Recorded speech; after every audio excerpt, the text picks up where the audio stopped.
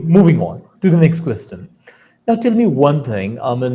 We were talking about the education, the educated women, and we also see there are so many women in Pakistan who get the degrees, who get the education, and after that they are not working, they are not uh, participating in the development of the nation, of the country, of the economy, and instead they are just sitting idle at home. What's your perception about that?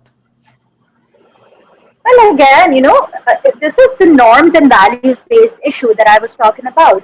So we have to change the norms and values in that regard. This is not the fault of those women. This is the fault of those people who are forcing them to listen to them.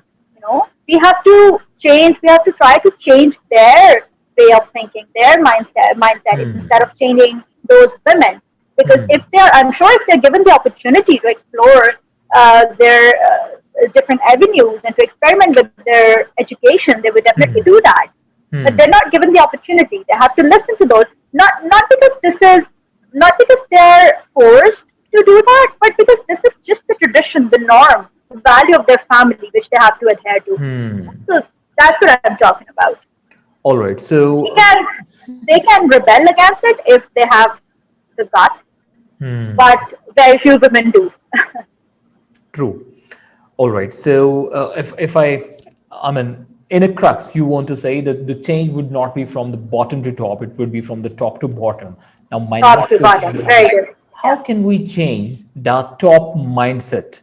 The people who are at the top level, who are the authority, how can we change their mindset?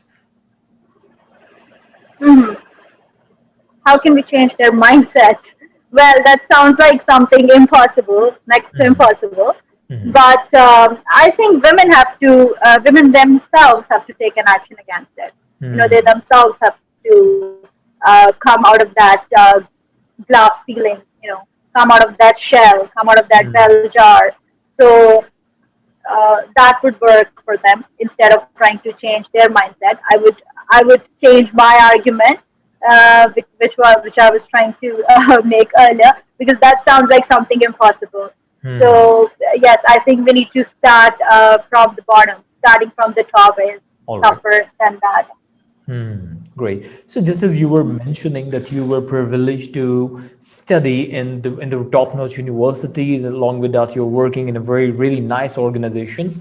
Uh, so what is the role of those educational institutions or the government or the organization in helping of women developing this stronger mindset so that they could build the mindset of the authorities? Educational institutions have a very, very crucial role in shaping a woman.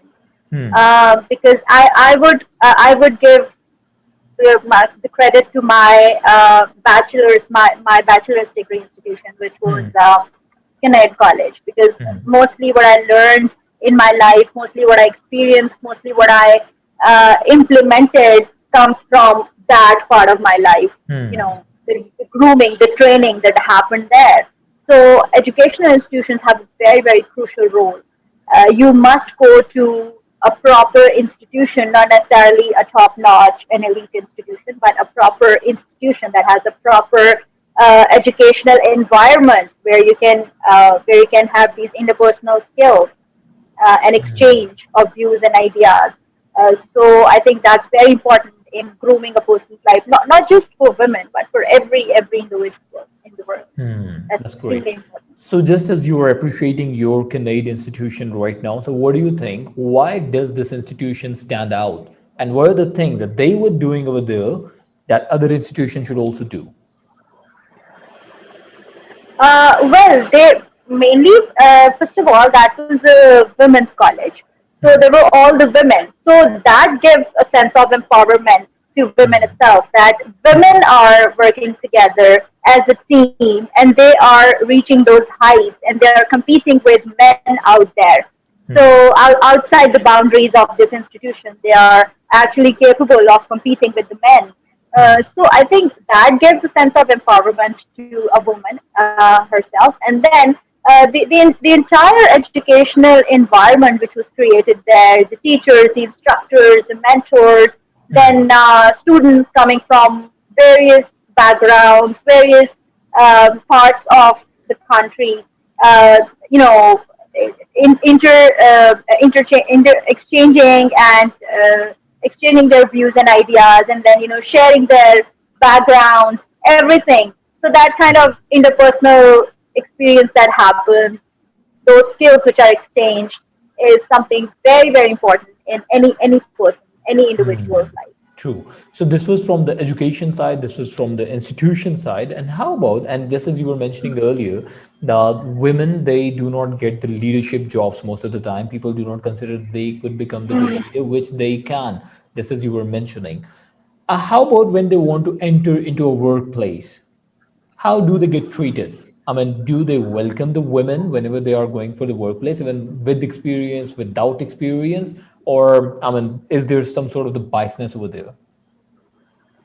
Well, I think I'm not the right person to be answering this question. As I said, that I've never experienced that myself, because the workplaces that I've been working at welcomed me like a princess. Maybe that's the right word. Like they gave me all the respect, all the honor which is required. But I do realize that other women in other workplaces where there is where there are men more in number, which are male dominated institutions. There, women do have to make a lot of effort, a lot of they have a huge chunk of challenges. They have to make their way on that narrower path to reach to certain levels, to certain destinations. So I think that that actually sounds like a big challenge. That's great. Well, Mahrukh, that is it for today. Thank you so very much for your time and for your answer, for your, for sharing your exposure, your vision with us. It was really worth listening to. And we are really privileged to have your time, to have you here on the board today. Thank you so much for inviting me Pleasure. over, Farhan. It was a great, great time with you. Thank you so Likewise, much. likewise. Thank you. Take care. Stay blessed. Allah Hafiz, Mahrukh. I love you. Allah Hafiz.